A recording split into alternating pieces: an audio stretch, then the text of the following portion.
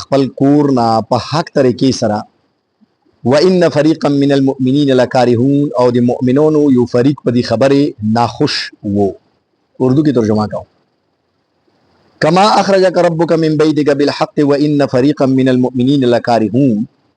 جیسا کہ آپ کو نکالا آپ کے رب نے آپ کے گھر سے حق کے ساتھ، اور بے شک ایک فریق مؤمنین کا اس بات سے ناخوش تھا.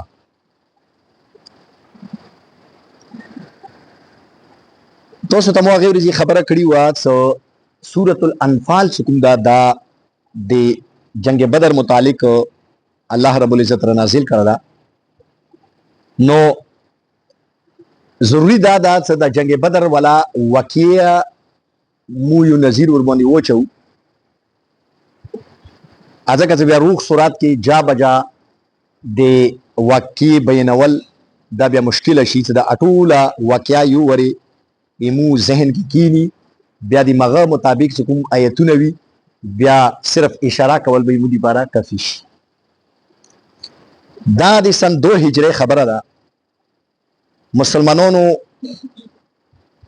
کافرونو مسلمانان مدینه مکی نه ربسلی او مجبوری کړي راغلی او مدینه منورې ته څکله مدینه منورې ته روغللو نو کافرونو بیا دغه نه پرېږدول مسلمانانو نه کړی. چنانچه دا خلق برتلو او د کافرونو په مدینه منورې کې کوم کافرون کوم يهوديون وو دا غدي مکی ولا خلق روغللو او د مدینه منورې کافرونو ته دا لالچ او دمکې ورکولې چې کني مو بیا توسو نه پرېږدو توسو دا وکړئ چې د مسلمانان مدینه منورې نه وباسئ وای شړئ. چنانچه دې دوران کې په مکی معظمي کې مسلمانانو ته دا حکم وو چې توسو به صبر نه کور خله توسو به جنگ او جګړه د کافرونو د ظلم او ستم جواب په توري او چاپېړي سره نه ورکوي بلکې خاموشه سره به دغه تکلیفونه برداشت کوي. بهرحال سن 2 هجری کې الله رب العزت حضور اکرم صلی الله علیه وسلم ته دغه خبري اجازه ور کړو چې اوس تاسو د چاپېړي بدل چاپېړي سره استنوای شي. نو داسې وشولو چې سن 2 هجری کې د مکی ولا خلکو یو تجارتي قافله ملک شام طرف ته وسته ولا تاسو لوټ شي او شام نه د تجارت ولا مول وروړي. چنانچه دا خلک بتللو مکی نبی سرمنی وغیرہ دا شیون وړلو او ملک شام نبی غنم دا کشمش دا سمنی نبی هغه نه راوړلو. نو یو تجارتي قافله دغه ته یو رکړه چې هغه کې د مکی چوره واس وو هغه واس مطابق پیسې ویر کړي چې یاره دغه تقریبا یو 70 رکنی کمیټي جوړه شوله 70 کسان برابر شولو چې هغه ملک شام طرف ته روان شولو چې هغه نه مودي تجارت ولا مول وروړو. نو چو سره ته توره پیسې وی ورته ویر کړي چې یاره موته دا شای ورکې وروړه موته دا شای ورکې وروړه. چنانچه چې چو سره یو مسقال سناوا مسقال څه کوم دا د هغه زمانی ایوا سکاوا چې دا تقریبا د دینار برابر و یو دینار او یو مسقال دا تقریبا برابر و څلورنی ماشي سونی تبو مسقال نه یا دینار نه لش. نو بهرحال څه چو سره یو مسقال سناوا آیا ویر کله سموتا مال تجارت کی موا حساب وچه. نو دا تقریبا ټوټل برابر شولی 50,000 دینار. دغ 50,000 دینار نه تقریبا 18,000 تولی سونا جوړیږي. یعنی تقریبا نن زمانه کې مو ته کیلکولیټر والو نو تقریبا یو 170 ارب روپے دا جوړیږي نن زمانه حساب سره. نو دا 170 ارب روپے دا غوړه جمع کړلې او لوړلو ملک شام ته. چې کله لوړلو نو حضور اکرم صلی الله علیه وسلم ته تلو ملو شو ډیره بھاری بھرکم څکوم دا کنه قافله لوړه. نو بهرحال پیغمبر اسلام ته انتظار کې شو چې دا واپس روشي نو دا سره وکړ. چونکه مسلمانانو نه د څوره مهاجرین رغلی وو د اټول غریبون تشتو رغلی وو دغه ډاګ ډوب کورونه په مکی کې پوتې شوی وو چې څنګه دغه وروتلو هغه لوټ کړلو هیڅ یو ته پرې نخلو په کورونو یاونه قبضه وکا په مال مویشي یاونه قبضه وکا او په مال او اسباب باندې یاونه قبضه وکا. نو حضور صلی الله علیه وسلم اراده وکړه چې دا قافله کله واپس رچی نو دا به ان شاء الله العزیز دا به وایي. خیر څه کله واپس راتلو نو دې ټایم کې حضور اکرم صلی الله علیه وسلم خپل جاسوسان واستولو. دوه کسان وو، یو نومه حضرت بس رضی الله تعالی او د بل نامه وا حضرت عدی رضی الله تعالی عنہ. دای واستولو چې تاسو پیغمبر علیه السلام د بدر طرف ته ووتلو، په د بدر باندې به دغه خلک د قافلې به تېرېدلې. نو هغه ځای کې پیغمبر علیه السلام صحابه کرامو ته حکم ورکړو چې تاسو وځئ دغه قافله چې کوم دا وایي، چونکې دا جهاد جنگ نیت سره نه وتلی، صرف اراده دا وه چې یاره دغه قافله دا قافلې والا خو تش لوس وه ټول، نو هغو سره د جنگ جګړې ضرورت نه و، صرف دغه دا چې هغه مال او اسباب مال غنیمت یې ونه حاصل کړی وه. نو حضور اکرم صلی الله علیه وسلم داسې سختۍ سره حکم نه کړو، بس ویې فرمیلو چې خپلې تابع سره کسان تیار شه. چنانچه چونکې لازمي حکم نه و نو ډېر کسان نشو تیار، ډېر کسان داسې وو چې هغو سره سپارلی نه وې، ووښ ووست کچار خار چی شو سره نه و، هغه نشو تیار. څه کسان داسې وو چې هغو عرض وکړلو چې یا رسول الله صلی الله علیه وسلم مو والا چې کوم ځناور دي هغه مدینې نه بهر دي، نو موږ هغه نه راولو، ته لږ موږ ته صبر وکړه. پیغمبر علیه السلام وفرمیلو چې نه د صبر کور نه ده، معامله ایمرجنسي کې دا قافله روانه ده رانه تېرېږي، بس تاسو مات شئ. نو بهرحال بیر سقیا ورته یې، بیر سقیا دا مدینې نه بهر ده، تقریبا یو دوه درې میله بهر ده. هغه ځای کې یو صحابي ده قیس ابن صعصعه نامه یې وه. حضور اکرم صلی الله علیه وسلم دې ته وفرمیلو چې ته د لښکر والا خلک وګڼه چې څومره دي. نو هغه څه وګڼلو 313 کسان. خیر هغه ځای کې ابو سفیان څه شام نه روان و، نو هغه دماغو کې دغه خټکا لګېدلې وه چې یاره مسلمانانو لکه موته لیاره نیولې ده. نو چې کله هغه شام نه روان شولو، څنګه حجاز ته رانووتلو، نو هغه نه څه چوکا راتلی لیارې کې هر سړي نه به پوښتنه کوله چې یاره محمد صلی الله علیه وسلم خو چې ته راوتله نه ده، موږ ته خو لیاره نه ده نیولې. بهرحال ځنه کسانو ورته ویلو چې ورته لیاره یې درته نیولې ده، موږ ولیدلو لښکار مښکار ورسره و. نو دې دوران کې ابو سفیان یو ځای کې قافله ودروله، دا ډېر تیز طرار و، ډېر ذهین سړی د هغه مشر و، د کافرانو په سردارانو کې و. نو دې یو ځای کې قافله ودروله او هغه ځای کې ویلو چې زه لږ د څه تفتیش کوم چې څه پسې شان ده.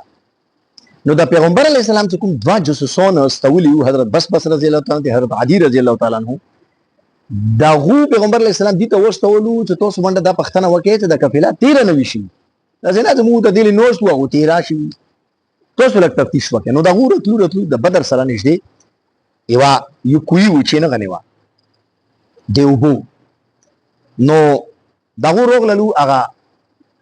وخوان ورسره و. نو هغه ځای کې هغه کوی کې وخوانو ته اوبه ویر کېدلې او داسې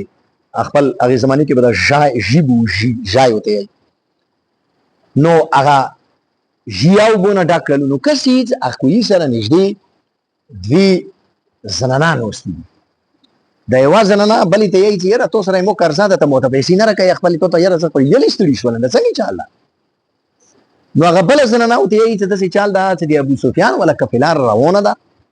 او زه ورته انتظار کې یم چې هغه قافله راشي.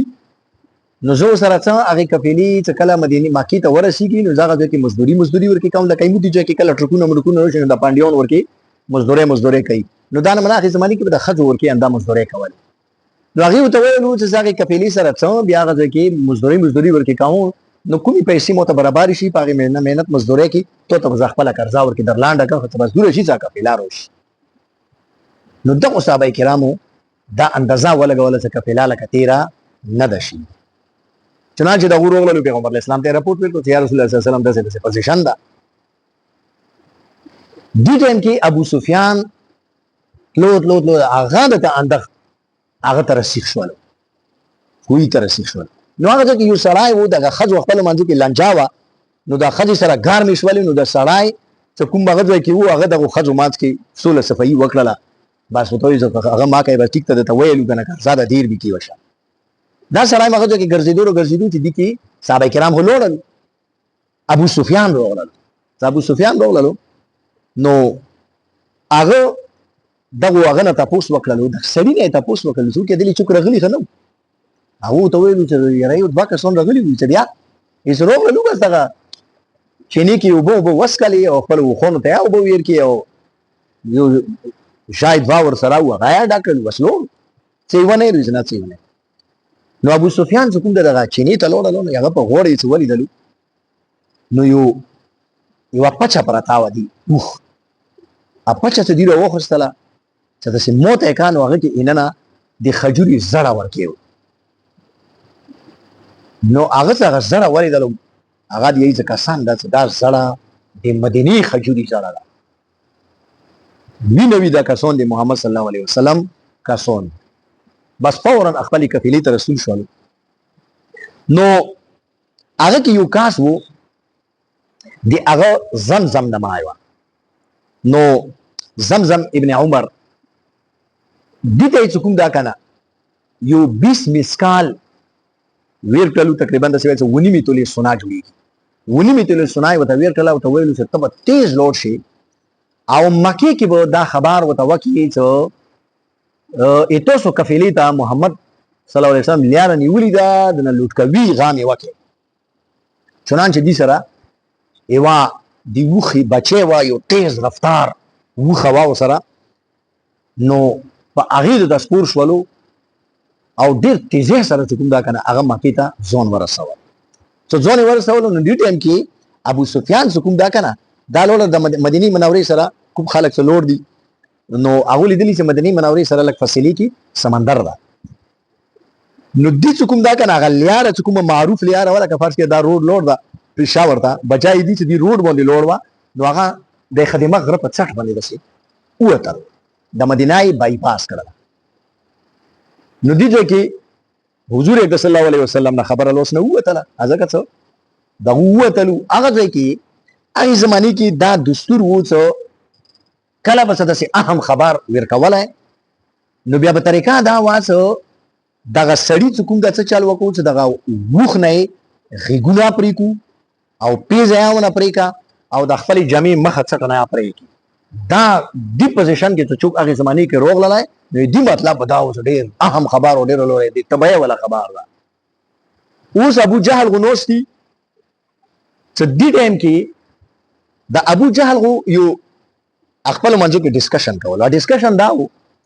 چې د حضور اکرم صلی الله علیه وسلم ترور وه حضرت عاتکه ابن عبد المطلب دا ټایم کې مسلمانه نه وه دا په مکې کې وه نو دوی خوب لیدلی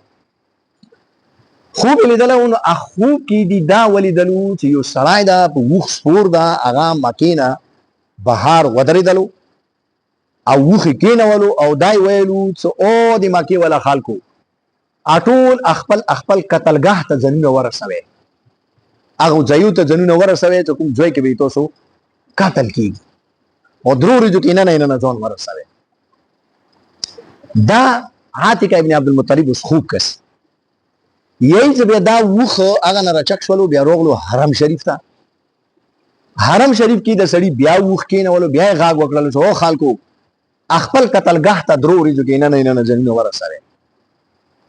هغه نه بعد دا سړی چې کوم دا که نه د مکې کې یو غار ده هغه ته جبل ابي قبیس نه یایي ده غره ته وختلو دا سړی او یو غټ چټان یې راوخیستلو هغه چټان یې غره نه داسې راوغورځولو چې د غره تخې ته راورسېدلو نو دا ریز مریز شولو او مکې کې داسې کور پوتې نه شو چې یو سپڼکه او یو بڅرکه هغه ته ورغلی نه نو د عاتکه ابن عبدالمطلب دا خوب خپل ورور ته بیان کړلو چې چوته یا یې مخ وشه مو داسې خوب لیدلی ده هغه دا خوب د هغه یو ملګری و د کفرانو سردار ولید نمای و هغه ته یې دا خوب تېر کړو هغه بل چوته تېر کړو خیر دا خوب دوره عام شولو څه ابو جهل ته دا خبره ورسېدله اوس ابو جهل چې کوم ده نوسته او کسان داسې ټولای ورپرې نوسته نو ابو جهل چې کوم ده دې ټایم کې د حضرت عباس رضی الله عنه سره داسې تېرېدو دا ټایم کې مسلمان نه و یا نو دې ته یې چې او عباس دل روشا دوڅ کله وی راغلو وته یې دې لاګي دسه چې تاسو سړی خو د نبوت داوی کړي وي اوس مده خجواله کدي نبوت داوی وکړل دیو ته ویل چې څنګه چې ته خوب سره یې زړه خوب ملي دل دا بیا دا چې لنای دا ټیم کنای دا نو دا څه چال دا څه پاته په میدان کې ولګيږي چې دوه قتل کیږي کوم د قتل کیږي نه تو وريره د قتل کیږي کوم د قتل کیږي او بهرحال دا فضول خبره ما کوه اوس دغه دا خبره لګیا ده د جامع لګیا کړی دا چې د ټیم کې کوم دا کنه د زمزم ابن عمر هغه په دې پوزیشن کې رانو وتلو چې دغه وښ نه غیګونه پرې کړی دي پیزه او نه پرې دا خپل غریبان یا چا کړل دا او د چټ نه جامې پرې کړی دي او تا دا خبره سنو کړل او د مکی ولا خلکو د توسو قافله تا محمد صلی الله علیه وسلم روتل دا او لټکوي زر کوم د تیاری وکړه څو د خپل قافلې تام وکړي چلو بهرحال دغه واقعیا ډیره وګداده دی باندې ورېځي لګيږي ان شاء الله روزانه به لګ یا ورېځ د بودرو کې به دا ان شاء الله پراشي فی الحال اندغه پر ډیره واخر دا